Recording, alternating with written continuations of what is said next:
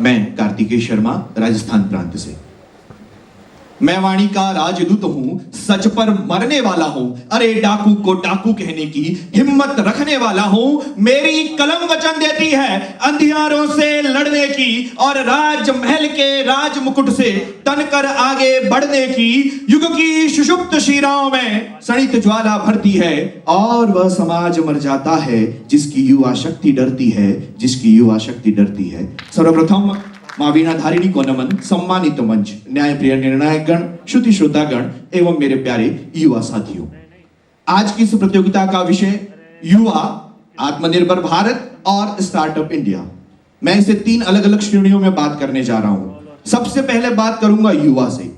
देख रहे हैं इस कार्यक्रम की थीम युवा है। आप और मैं युवा हैं। सुनने वाले, बोलने वाले, कहने वाले, बात को आगे पहुंचाने वाले सब युवा हैं। लेकिन युवा क्या है, मैं क्या समझता हूं, वो आपको बताता हूं। युवा मेरी नजर में वह है जो एक निश्चित आयु के दरमियान तो आता ही है, एक दायरा है आयु का, उसके अंदर तो वो आएगा ही, लेकिन उसके साथ साथ वो अपने जीवन को आदर्श, सच्चरित्रता और कुशलता से जीता है और निश्चित तौर से अपने संस्कारों को अपने अंदर रखते हुए राष्ट्र को समर्पित अपना जीवन धन्य करने का ऐसा प्रयास करता है। वह युवा निश्चित तौर से अपने भविष्य की नींव बना रहा होता है। वह युवा निश्चित तौर से अपने साथ साथ परिवार, समाज, प्रांत और राष्ट्र की भविष्य की नींव को बना रहा होता है। और ये आप और मैं बखूबी जानते हैं कि जिस भवन की नींव जितनी मजबूत होती है उसकी इमारत उतनी ज्यादा मजबूत और बड़ी बन सकती है। अब मैं बात करने जा रहा हूं आत्मनिर्भर भारत। ये एक अभियान है, आप और मैं इसको सुन रहे हैं। यह आत्मनिर्भर भारत अभियान, सर्वप्रथम इसकी बात की हमारे देश के माननीय प्रधानमंत्री श्री नरेंद्र मोदी जी ने 12 मई 2020 का वह दिन था जिस दिन कोरोना महामारी से पूरा विश्व ग्रसित था और वे एक आर्थिक पैकेज लेकर भारत की जनता के समक्ष आए थे। उस समय उनकी यह दृष्टि भारत की जनता के समक्ष आई कि वे ऐसा भी कुछ सोच रहे हैं। वह दिन था और उस दिन के बाद से लगातार प्रयास किए गए और 20 लाख करोड़ का एक आर्थिक पैकेज भारत की जनता के सामने रखा गया जो निश्चित तौर से भारत के सकल घरेलू उत्पादन का लगभग 10% से ज्यादा है। आप जान सकते हैं कि कितनी महत्वाकांक्षी, कितनी महत्वपूर्ण ये योजना होगी। और इसे युवाओं को समर्पित किया गया। युवाओं को इसलिए समर्पित किया गया कि आत्मनिर्भर का अर्थ है कि हमें स्वयं पर निर्भर होना है। अर्थात एक शब्द में अगर मैं कहूं तो हमें अपने स्वयं की खोज करनी है। हम सभी जानते हैं कि हम डिग्रियां लेते हैं, हम उच्च शिक्षण संस्थाओं से शिक्षा प्राप्त करते हैं, लेकिन वह शिक्षा हम हमारे व्यावहारिक जीवन में या व्यापारिक जीवन में कितनी कर्मठता से उसका उपयोग करते हैं वह जानना हमारे लिए आवश्यक हो जाता है। अगर हम देखने जाएं तो सचिन तेंदुलकर या लता मंगेशकर को याद कीजिए जिन्होंने अपने आप को पहचाना, अपनी क्षमताओं को पहचाना, अपनी कार्य कुशलताओं को पहचाना और उसकी बदौलत उन्होंने भारत का नाम पूरे विश्व में रेखांकित किया। तो आज के युवा को भी ये करना होगा, आत्मनिर्भर बनना होगा, नौकरी पाने की होड़ से आगे बढ़ते हुए नौकरियां देने की होड़ में आना होगा। तब जाकर के हम आत्मनिर्भर स्वयं होंगे और दूसरों को भी आत्मनिर्भर कर पाएंगे। एक तीसरा शब्द जो हमारे बीच आ रहा है स्टार्टअप इंडिया। स्टार्टअप इंडिया क्या है? याद कीजिए आप 15 अगस्त 2015 का दिन, लाल किले की प्राचीर से हमारे प्रधानमंत्री अपना उद्बोधन दे रहे होते हैं और उस उद्बोधन के दौरान वो एक शब्द लेकर के आते हैं कि स्टार्टअप इंडिया।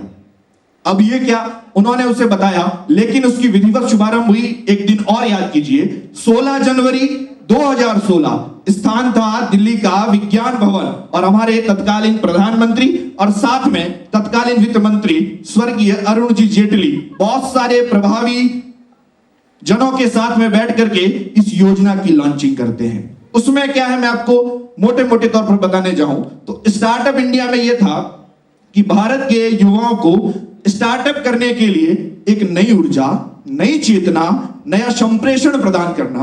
अर्थात क्या पहले स्टार्टअप नहीं होते थे? मतलब सरकारी कार्यशैली को इतना आसान बना देना कि वह युवाओं तक पहुंचे।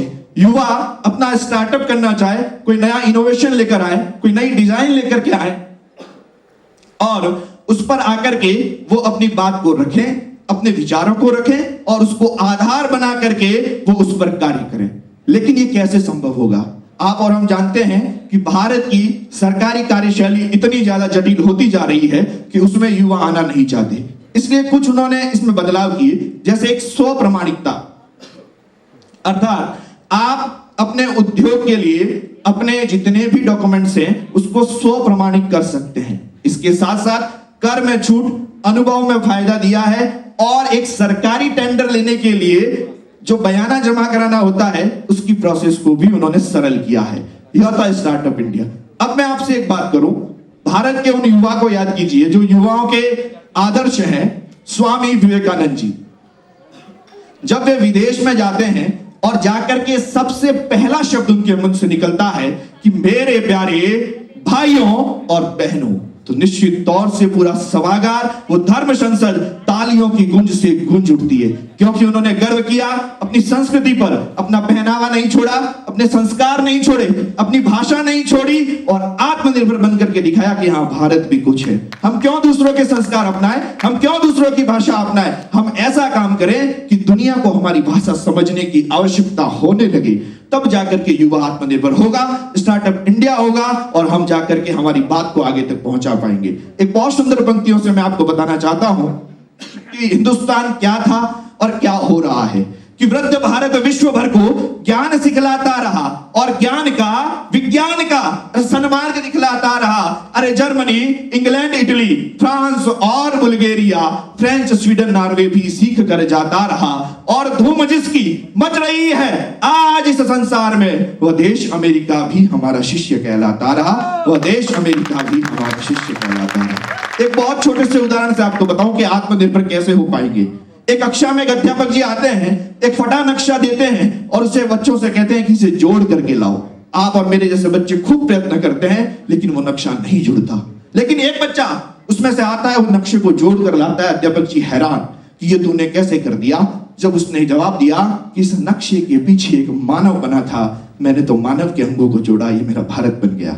तो हमें भी एक दूसरे को जोड़ना है, अर्थात प्रतिस्पर्धा के युग में हमें आत्मनिर्भर तब होंगे जब मैं आत्मनिर्भर हूं, मैं मेरी आने वाली पीढ़ी को आत्मनिर्भर करूंगा, मैं मेरे साथियों को आत्मनिर्भर करूंगा और तब जाकर के आत्मनिर्भर मैं, मेरा परिवार, मेरा समाज, मेरा राज्य और मेरा राष्ट्र, और तब जाके राष्ट्र की उन्नति होगी। याद कीजिए हम भारत के भरत खेलते शेरों की संतान से, तो हम तो वे लोग हैं, हम हमारी संस्कृति को भूल गए, हम हमारे संस्कारों को भूल गए, तब जाकर के हमें ये कहना पड़ता है कि आत्मनिर्भर भारत और स्टार्टअप इंडिया। तो सोचिए अंत में मैं आपसे एक बात बताऊं कि आत्मनिर्भर भारत में 2 चरणों में काम होगा। 2 चरणों में काम होगा। पहले चरण में इलेक्ट्रॉनिक्स, चिकित्सा, खिलौने, प्लास्टिक इत्यादि ये सारे उपकरणों पर कार्य किया जाएगा।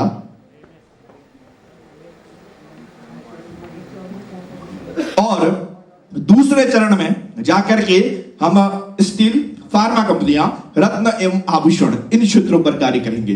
2 भागों में बांटने की जो तैयारी की गई वो इसलिए की गई क्योंकि एक साथ जोर ना पड़े, एक साथ सभी को समझाना ना पड़े, अधिवेशन बुलाया जाए तो जनता को अधिक इकट्ठा नहीं करना पड़े, धीरे धीरे उस क्षेत्र से जुड़े लोगों को बुलाया जाए और उन्हें बताया जाए। लघु उद्योग, कुटीर उद्योग और मध्यम उद्योग, इन सभी के लिए योजनाएं हैं। 16 से अधिक योजनाएं लॉन्च की गई और आपको गर्व होगा कि श्रमिकों और किसानों के लिए विशेष रूप से 11 योजनाएं हैं जिसका उद्देश्य सिर्फ एक है कि किसानों की आय को दुगुना किया जाए। तो ऐसी दूरदर्शिता अगर हमारी सरकार रखती है तो हमें भी रखनी होगी, सहयोग करना होगा और आत्मनिर्भर भारत बनाना होगा। आत्मनिर्भर भारत के साथ साथ स्टार्टअप इंडिया में हमें नए इनोवेशन लाने होंगे, हमें हमारी सोच को तकनीक के साथ जोड़ करके धरातल पर लाना होगा। एक नींव के साथ में बहुत उम्दा इमारत का निर्माण करना होगा और तब जाकर के स्टार्टअप इंडिया का निर्माण होगा। आप और मैं युवा हैं, युवाओं के माध्यम से युवाओं की बात है, समझाने का तरीका सबका अलग हो सकता है, लेकिन अंत में अर्थात एक ही निकलता है कि मैं और मेरा भारत शिखर पर हो और किसी के आगे नहीं झुके। क्योंकि याद कीजिए, अंत में मैं आपको बताऊं कि भारत क्या था, कि कलहण के काव्य में, राम के अस्त्र में, परशुराम के शस्त्र में, सावित्री सीता में, पद्मिनी की चीता में, कृष्ण की गीता में, अर्जुन की वीरता में, युधिष्ठिर की धीरता गीता में चैतन्य की चेतना में, मीरा की वेदना में, राम के विश्वास में, सबरी के विश्वास में, उपमन्यु के वनवास में। और इस तरह के काम जब हम करते हैं तब अंत में राजस्थान में कहते हैं कि राणा प्रताप और शिवा के स्वाभिमान में, कर्ण के कुंडल कवच दान में, अशोक के धर्म में और कामायनी के मर्म में, महाभारत के युद्ध में, महावीर स्वामी और गौतम बुद्ध में जो मेरा भारत बसा करता था, युवाओं को भारत बसाना है। जय हिंद, जय भारत।